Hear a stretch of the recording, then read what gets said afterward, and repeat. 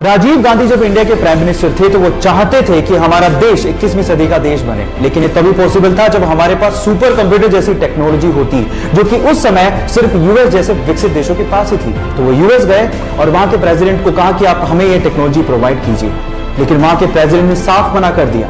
जब वो भारत वापस आए और भारतीय वैज्ञानिकों को संबोधित कर रहे थे तो वो लिटरली रोने लगे और कहा कि मेरा सपना अधूरा रह गया। तब यहाँ के साइंटिस्ट लोगों ने कहा कि आप हम पे भरोसा क्यों नहीं करते, आप हमें फंड दीजिए, हमें मदद कीजिए, हम आपको सुपर कंप्यूटर बना के देंगे। उसके बाद सीडेट जैसी संस्था ने 3 साल की कड़ी मेहनत के बाद भारत को अपना पहला सुपर कंप्यूटर दिया, जिसका नाम था परम 8000। सो गाइज, यहाँ सीखने लायक बात यह है कि अगर आप बिलीव करो तो इस दुनिया में हर काम पॉसिबल है। So believe in yourself.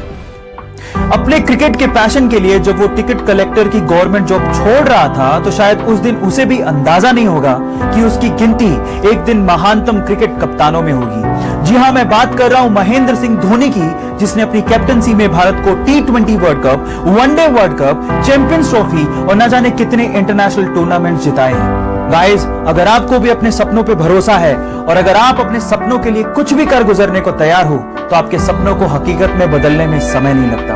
Guys, follow your dreams with passion. Guys, Bill Gates के स्कूल का एक बड़ा मजेदार किस्सा है। एक बार उनके स्कूल में एग्जाम था, तो अब एग्जाम सेंटर में क्लास में बच्चों को रैंडमली बिठाने के लिए स्कूल ने एक सॉफ्टवेयर बनाया था।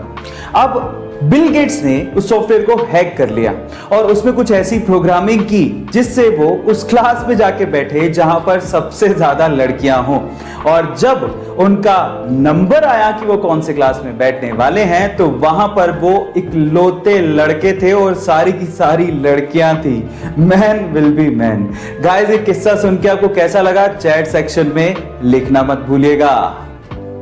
गाइस, आप लोगों ने ऑस्कर अवार्ड्स के बारे में तो जरूर सुना होगा।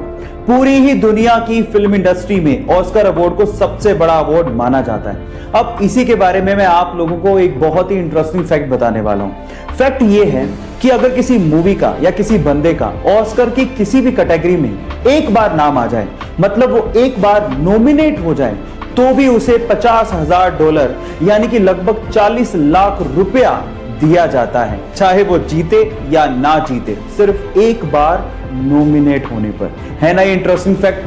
क्या ये इंटरेस्टिंग फैक्ट इसके पहले तक आपको पता था?